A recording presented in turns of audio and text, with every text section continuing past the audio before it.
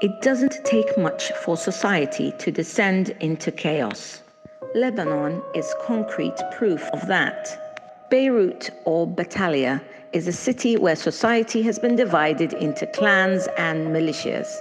Here, fighting is the only way to survive, and the city has been closed down at its boundaries to keep the fighting inside. All public spaces within the city are now fighting grounds. No one is allowed in or out of the city.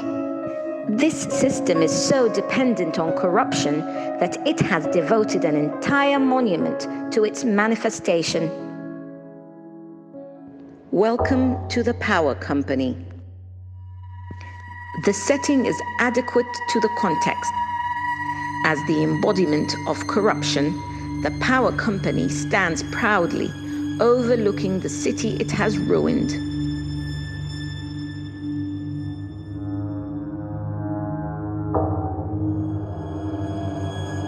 Traveling down the ramp that used to be the public space, one starts to understand what this place has become. This is where the people and the state meet.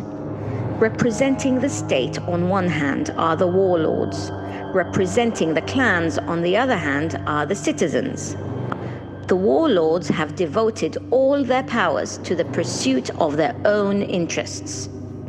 The citizens are the victims of this passion for corruption. The more the citizens suffer, the more the warlords are satisfied.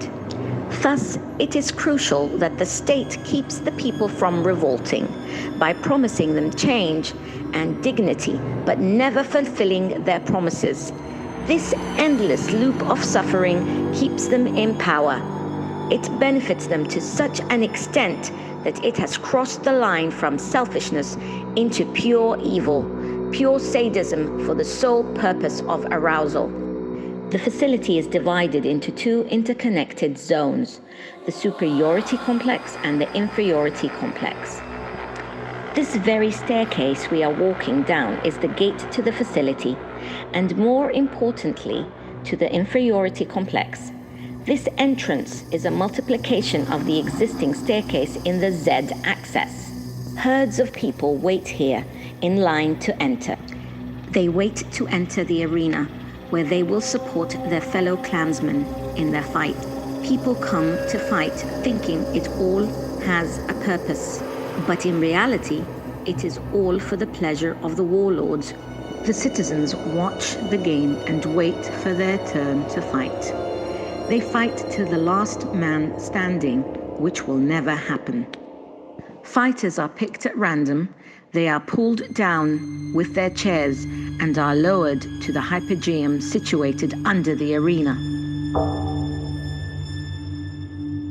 Here, they are trained and indoctrinated in order to become true warriors. When their time comes, they travel back to the arena. They pass beneath the warlord and bow to them. The warlords have a hierarchical seating area. 3 thrones are set at the top, followed by 35 smaller thrones underneath. These seats overlook even more seats, 128 of them, which are at the lowest point.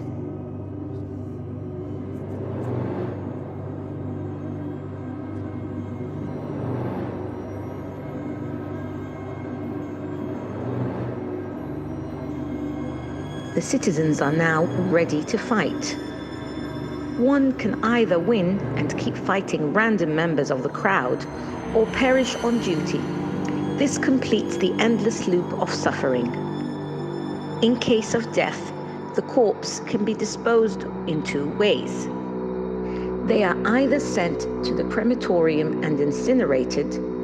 The resulting smoke is sent up to the superiority complex via ducts and are used as incense, or as smoke signals to the city to declare the start of a game.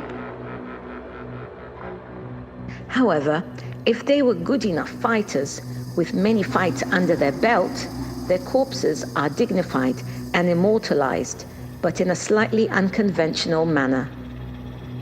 They are sent here to the butchery, where their bodies will be bled, skinned, trimmed, and ground up to make for new building materials to be used in the superiority complex.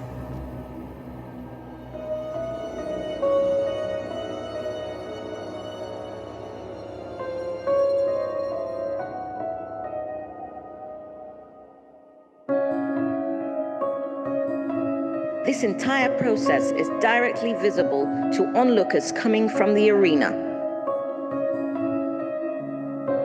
The cart which took the corpses to the butchery heads back to the arena, empty, for another load of cargo. The warlords sitting opposite of here know they have access to a more private location for leisure activities in case they need to rest.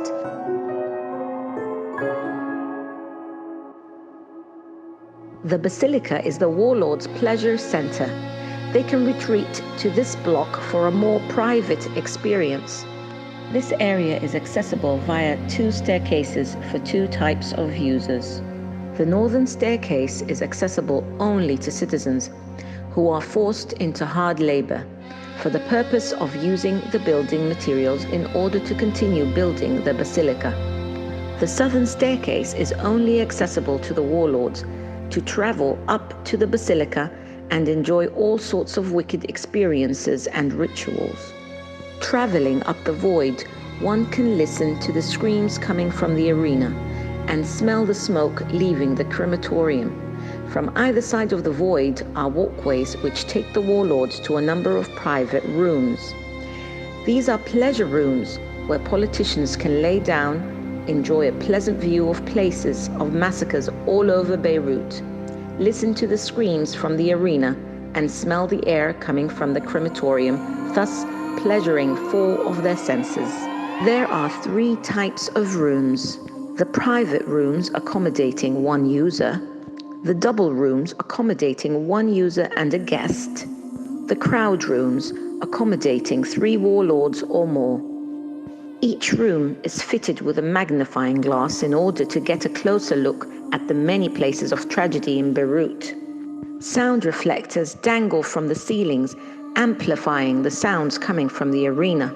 Traveling further up the void, one will arrive to the facility's crown jewel, the place where all warlords come together to perform rituals, the Oculus. It is the Parliament's perverted twin overlooking the state's biggest achievement, the silos of salvation.